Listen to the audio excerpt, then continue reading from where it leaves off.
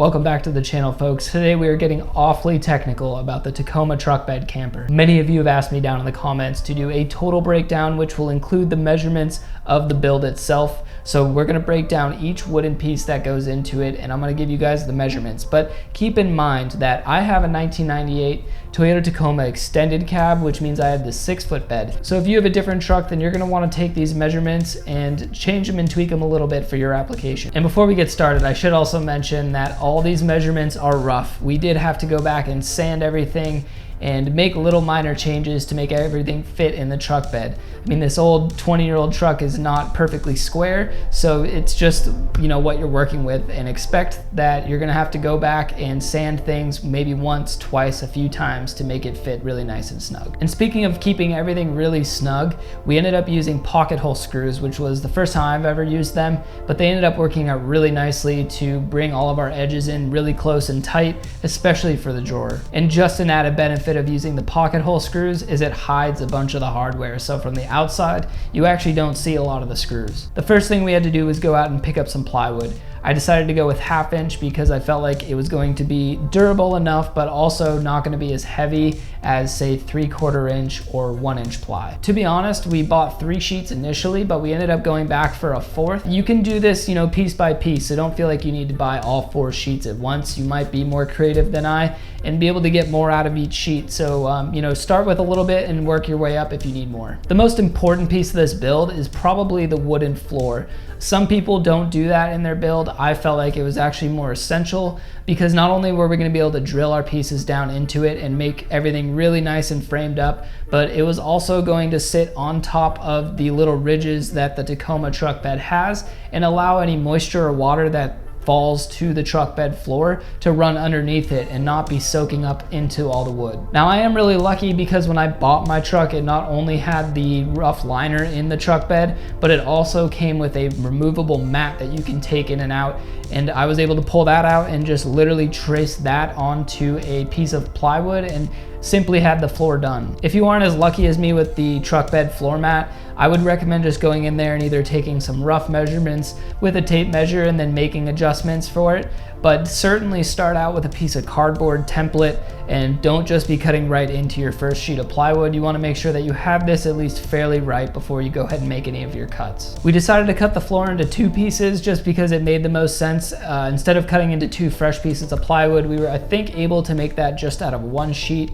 So that worked out nicely. Once we had the wooden floor installed, we needed also a backboard because that was also going to help frame things in. So we cut out 1 square piece for the headboard, if you will, and put that in. My headboard ended up coming out to 14.5 inches in height and 57 inches in width. And after we had that installed, it was time to get to work on the bed rails. Now, these were key not only for determining the size of the bed, but we were thinking ahead and also creating the drawer space within it. So I knew I wanted the drawer to have about a 9-inch depth. So we went ahead and made the bed rails 9.5 inches tall and 72.5 inches in length. And you're gonna hear that measurement a lot because I have the 6-foot bed, so it comes out to 72.5 inches for a lot of these lengths. One of our bed rails was going to butt right against the driver's side wheel well, and that was going to determine its place. And the other bed rail, we decided to push off of the innermost portion of the truck bed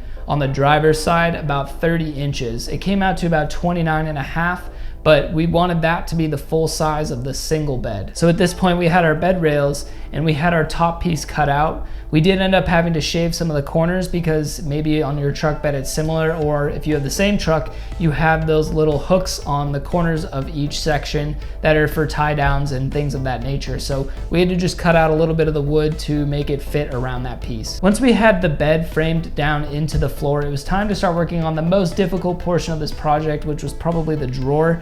It was time consuming just because we needed to make it fairly square and make minor adjustments as we went, but it also required the most amount of pieces to build it. So again, I wanted a 9-inch deep floor, so 9 inches deep and 34.5 inches in length. And the full width of the drawer is 19.75 inches. Now that might seem like a weird measurement, but that's just the amount of space I wanted to keep on the other side of the drawer where I could store fishing poles and other sorts of gear. Once the drawer was in there and snug, I realized that I had this entire pocket of space behind the drawer, about 3 feet of space that I didn't have access to, and it was just not being used. So we decided to cut out a cabinet top, if you will, that was going to give us just lift access to that entire space behind the drawer, which ended up being a lot. We store things like our sleeping bags and pillows and blankets back there. All we did was cut out a rectangle that was 15 inches wide and 20 inches and a quarter in length, and that was going to serve as our little cabinet lid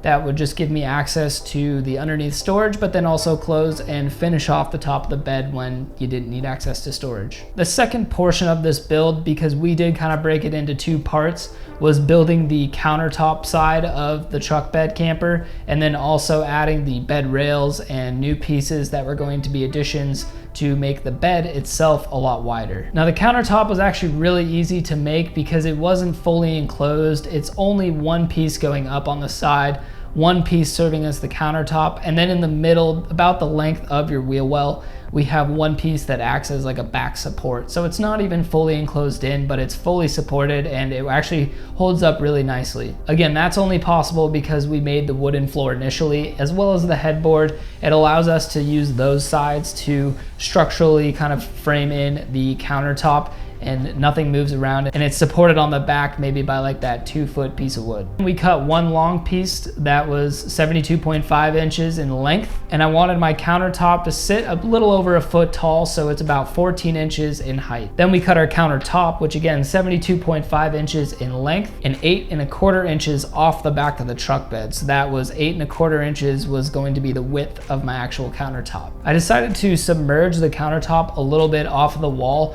just so that way things wouldn't roll off of it either while I was driving, or you just knock things over, and that way it has a little bit of leeway before spilling off and flying all over the truck bed. To keep the most access to storage, again, I didn't really add any dividers to this piece. It goes the full length of the truck, so I can put in things like fishing poles and be able to fit them nice and snug, because I didn't quarter off anything and turn them into separate cabinets or storage sections. I did, however, make some cutouts on it, so that way I could, with the truck bed closed with me inside, still have access to things in there, small stuff. Obviously, I'm not pulling a full fishing pole out while I'm in the truck bed, but little things like, toilet paper, a light, just small stuff that you then have easy access to without having to get out of the truck and pull it out. Now we're approaching the end of the build, and lastly, we decided to add a second bed, or basically extend the bed to make it big enough for 2 people. We did that just by adding some simple bed rails that were